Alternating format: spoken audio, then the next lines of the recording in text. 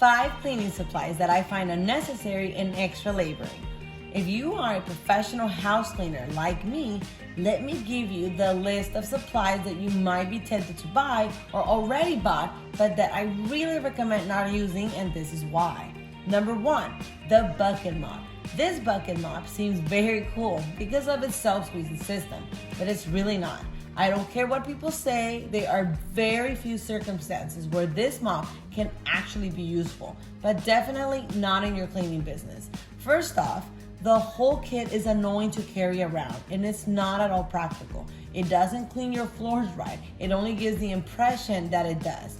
If you want to learn more, check out our video explanation why you shouldn't use this bucket to clean your floor. Number 2, barkeeper's friend. Unless you're doing a deep cleaning and you want to bleach out certain surfaces, you don't need this extra supply.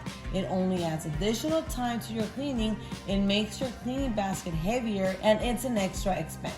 Number 3, the extra kitchen degreaser. I used to really believe that a kitchen degreaser was an absolute must on kitchens, especially greasy kitchens. However, every single degreaser I know of are either very toxic or are simply an unnecessary expense, because all you really need is a really good soap like Dawn, a metal sponge, and maybe a blade. If you want to learn more, check out our why you don't need to spend money on degreasers. You don't need to make your cleaning basket any heavier than it is. And you definitely don't need to spend extra money on supplies that are only going to affect you more than benefit you. Nothing is worth your help. Number 4, extra bathroom cleaners. Unless you're doing a thorough cleaning and the shower has lots of soap residue buildup, you really don't need it at all. Dawn soap and water, it's all you really need. To learn about simple and easy ways to clean a shower, check out our page.